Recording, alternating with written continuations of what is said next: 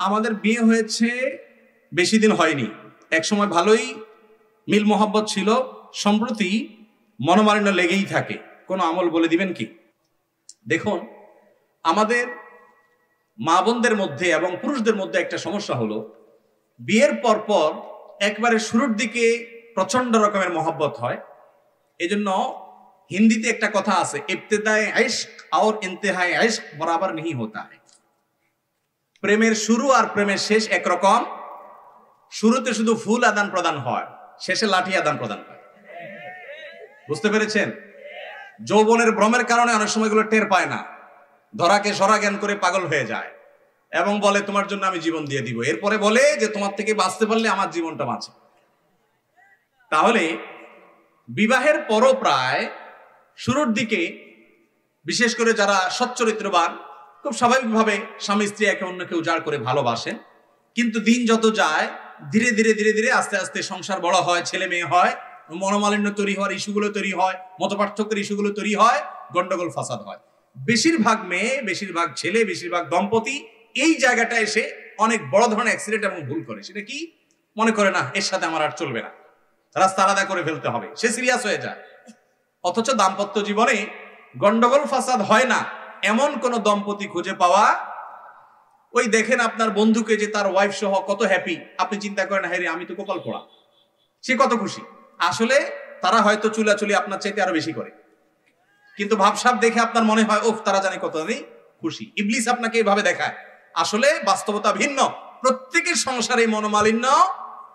নবী করিম সাল্লাল্লাহু আলাইহি সাল্লামের দাম্পত্য জীবনে তার স্ত্রীদের সাথে তার মনোমালিন্য হয়েছে না হয় নাই? হয়েছে। খুব বড় সিরিয়াস কিছু হয় নাই। আমরা যেরকম মনোমালিন্য হলে ছোট লোকই করি, নবী আলাইহিস সালাম তো তার মুখ দিয়ে কখনো কটু কথা বের হতো না, কখনো নারীদের গায়ে হাত তোলেননি তিনি। কিন্তু অভিমান করে মনের কষ্টে মসজিদে এসে তিনি আর বাসায় যাবেন না।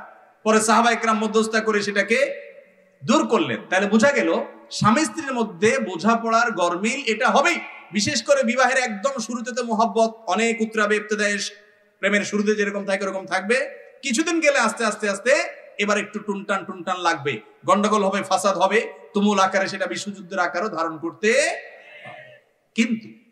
কিন্তু বাস্তবতা হলো শতকরা 999টা দাম্পত্য সম্পর্ক একটা পর্যায়ে গিয়ে এই সমস্ত টুনটান ঝগড়া ঝাঁটি এগুলো সব দূর হয়ে বিশ্ব শান্তি প্রতিষ্ঠা যেরকম হয়, যুদ্ধ বাদ হইয়া ওইরকম শান্তি প্রতিষ্ঠা হয়ে যায়। অনেক দম্পতি এটা বোঝে না, মেয়েদেরকে শয়তান উস্কায়, বলে যে এমনকি তার বান্ধবীরা অনেকে উস্কায়। অনেক পুরুষ আছে মানুষরূপী শয়তান, দেখতে মানুষের মতো, এটা আসলে ইবলিসের কাজ করে। সে আইসা বলে যাহারে তোমার মতো মেয়ের জীবনটা শেষ করে দিলা এই একটা মানুষের সাথে, আহা তোমার জীবনে কত কত ভালো ছেলে মেলার কথা, অজাগায় তোমার বাপ মা বিয়ে দিয়ে দিচ্ছে, দিলনি তারে উস্কায়। আবার একই কথা ছেলে কেউ বলে। মূলত এগুলো সবগুলো হলো মানুষরূপী শয়তান, ওয়াসওয়াসা তৈরি করে দাম্পত্য কলহ সৃষ্টি করে। আমি সে সমস্ত দম্পতিকে বলতে চাই যাদের মধ্যে মনোমালিন্য আছে, স্বামী স্ত্রীর মধ্যে বোঝাপড়া নাই, ঝগড়াঝাটি লেগে থাকে, গন্ডগোল হয়ে থাকে, আমি বলবো সময় পার করেন, জাস্ট সময় পার করেন। বিশেষ করে মা বোনদেরকে বলি, মুসলিম পরিবারের মহিলারা এত বড় রাজা, এত বড় রানী এবং এত বড় রাজত্ব তারা করে, এত দাপট তাদের, শুধু একটু সময়ের অপেক্ষা লাগে। প্রথম আসলে হয়তো শাশুড়ি ডিস্টার্ব করে, ননদেও হয়তো ডিস্টার্ব করে, স্বামীও হয়তো ভুল বুঝে, অনেক কাহিনী হয়, শুধু সবর করতে হয়। আমি সবসময় বলি বোন সবর করেন। একটা দুইটা বাচ্চা হয়ে গেলে এই বাচ্চাগুলো যখন আস্তে আস্তে বড় হবে তখন কিন্তু মনে করলেন আপনার বাহিনী তৈরি হচ্ছে। এই বাচ্চা তো না, এগুলা কি বাহিনী। এগুলা মায়ের পক্ষে যাবে না বাপের পক্ষে যাবে? কোনো সন্দেহ আছে? বাচ্চারা সব কার পক্ষে যাবে? বেশিরভাগ মায়ের পক্ষেই। শুধু তাই নয়, এই বাচ্চাদের ঘরে আবার যখন ছেলে মেয়ে হবে, নাতি নাতনি হবে, সেগুলা কার পক্ষে যাবে? নানা দাদার পক্ষে যাবে না বুড়ির পক্ষে যাবে? যখন বয়স বার্ধক্যে পৌঁছায় এবার বুড়ো দৌড়ের উপরে থাকে। যে বুড়ো জোয়ানকালে দাপট দেখাইছে বউয়ের উপরে, এখন বিড়ালের মতো ঢুকে বাড়িতে, আবার বিড়ালের মতো বের হয়। ঠিক না ঠিক? বুড়ির তখন রাজত্ব দেখে কে, কর্তৃত্ব দেখে কে, উঠ বস করতে থাকে বুড়া। বুড়া বেশি কথা বলবে, চুপ, আপনার কারণে সব গন্ডগোল, বিড়ালের মতো হয়ে যাবে। ঠিক না ঠিক? বুড়া কালেও মাস্তানি মাতবরি করে এরকম অমানুষ খুব কম, বেশিরভাগই মানুষ হয়ে যায়। এই জন্য আমাদের মা বোনদেরকে বলবো, আপনাদেরকে অনেকে উস্কাবে যে না না না এই সমস্ত অশান্তি করা যাবে না, নিজের পায়ে নিজে দাঁড়াতে হবে, ছেড়ে দাও, স্বামী সংসার চলে যাও।